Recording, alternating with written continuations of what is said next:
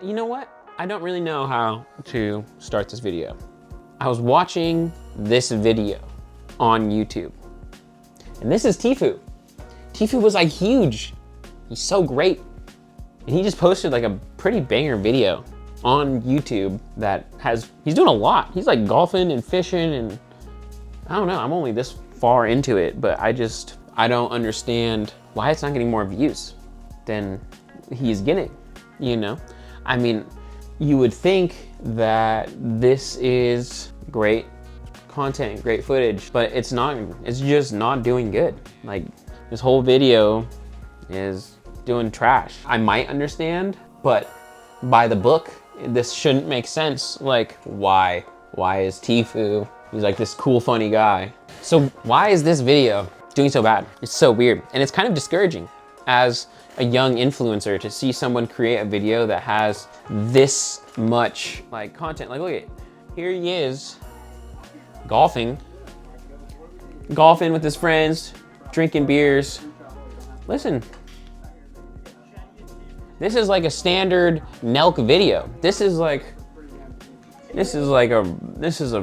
quality video. They have cameramen and all the shit that you could ever want. And look at them, look what they're doing. Oh, I guess this is a video. This is how he decided to edit it. That's so weird, so weird. Why did he edit? That's so weird. He edited the video so weird. Oh yeah, I don't know. I don't know why he edited the video like that, but it's just kind of hard as a young influencer to see someone that has already made it and has been like very successful and made millions of dollars and has all the ability to make amazing videos struggle. You know what I mean? Like 56K views in 2 days. This guy's like multi-millionaire, hangs out with fucking FaZe, knows banks, Nelk, millions and millions of dollars, and he posts a video and 56K views 2 days, you know? And there's a lot to this video. It's very complicated. Not like complicated, but there's okay. There's a lot to this video. Like, I don't know, there's a lot of action in this video, a lot of fun. You would think more people would want to watch it. Like, look at all these videos. Like, why isn't he doing better than this? 8, 7, 6, 4, 2, 1. Is it because he doesn't post very often? Why is he even posting? Here's a Danny Duncan video. He got 1 million views. That's kind of like I feel like that's minimum. If you're putting in effort, that's minimum. And this is all Danny Duncan does. He just records videos every day, I'm pretty sure. But look at how nutty his video is. Like, I mean, every couple minutes, you got something completely different going on here. Like, you just skip through any point. He's throwing water, he's throwing soda bottles. I think we're already, look at this.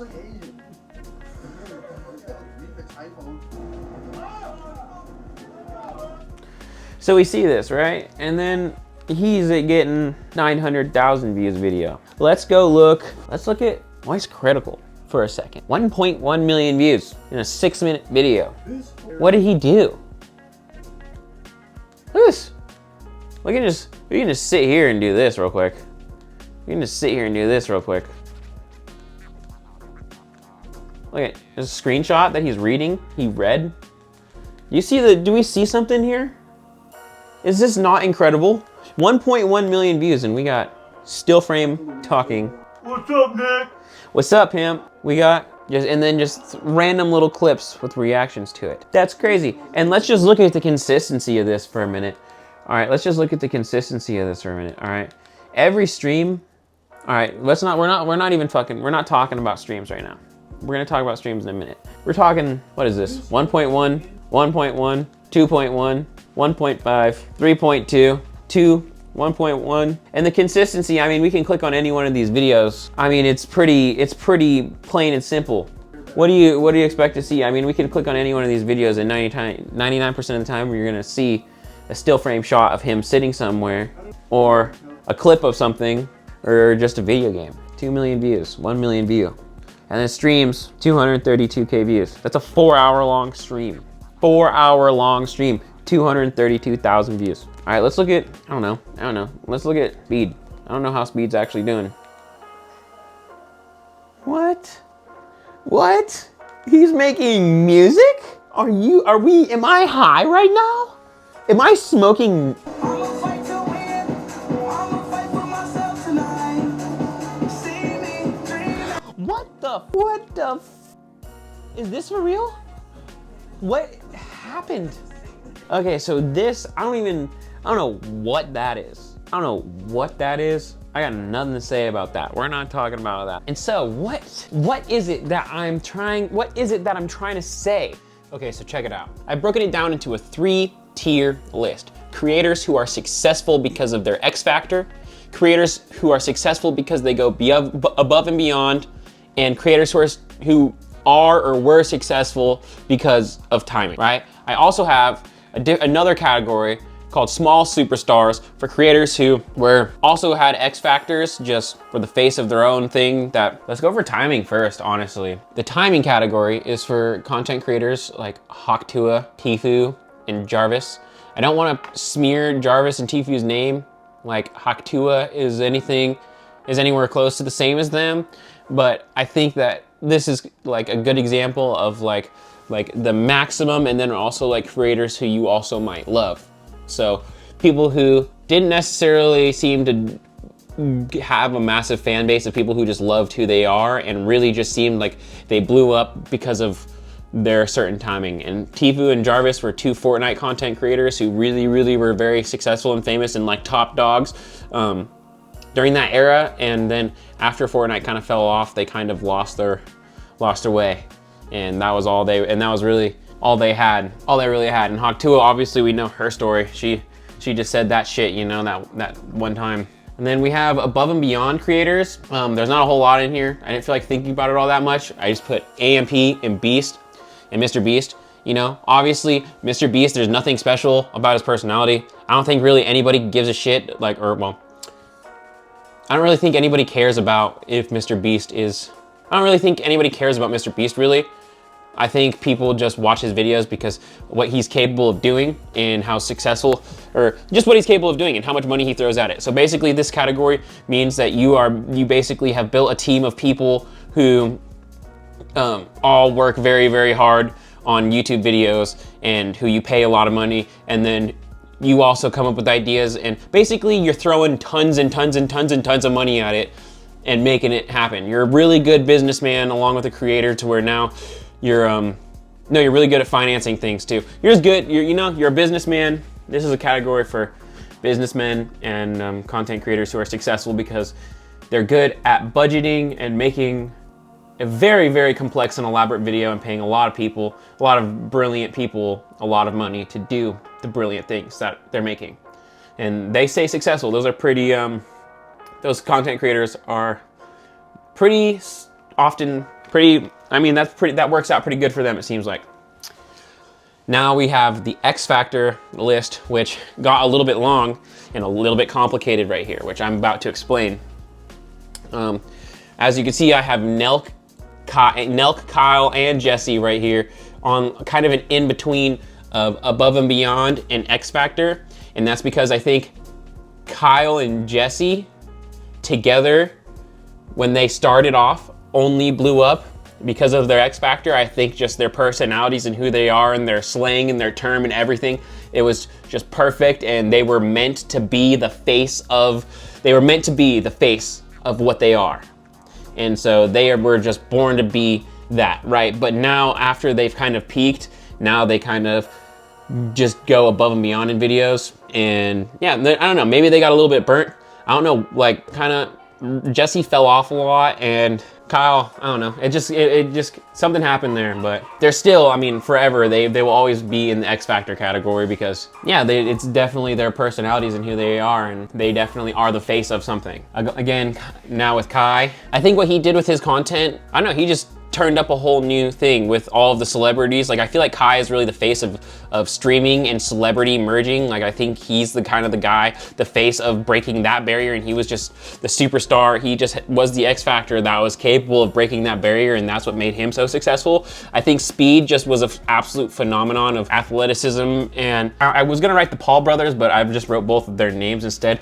I think both of them together kind of are the X factor here. Two brothers that went in similar directions but separate from each other and have been able to navigate business and their whole career so well. Prime, all of their brands, everything, just what they were able to accomplish together as the duo is absolute, just all X factor. And then Charlie, because he just literally, whatever he does, his content, whatever he wants to do, he makes millions of views on every video. And he also has his Moist Esports and all kinds of, he kind of is the face of kind of like a nerdy, like the coolest nerd ever, you know what I mean?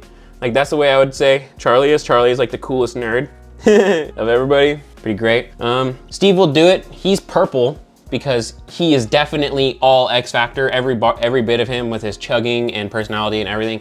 That is the only reason why he is famous, is because of his X Factor. And but now he's kind of doing the same thing as Nelk, but he still definitely sits in far deep in the X Factor category because yeah, his you know him, you know why. But he is purple because he is going along doing this shit now, and he's not using his X Factors anymore. Then we have Danny Duncan, X Factor, Tilly's, Virginity Rocks, brand deals, averages of at least 1 million views every video, still killing it. And then Allier has just been absolutely dominating the game forever. I watched a whole podcast about how amazing he is, and I just remember that, and I was like, oh yeah, Allier is definitely an X Factor because he blew up over in UK and over in America, and has like 3 different channels, and one of them is bigger than the other one. And yeah, everybody just loves Allier. He's just been going on forever, and he's just, yeah, still going strong for however many years. Too many. Oh, I put Rug, Shroud, and Travis Pastrana on the X Factor list too down here, mainly because Rug, because yeah, he was a part of FaZe, part of the FaZe group, but did something that he did something that none of the other FaZe members were able to do, and he just totally went off on his own thing and made so much money just all by himself doing his own thing, and absolutely killed it, and it's completely shined way far brighter and above like 99% of the FaZe members. He just absolutely just set like, yeah, like I bet you when everyone hangs out together, Rug is the man. Like Shroud, because his skill, his just raw skill at the game.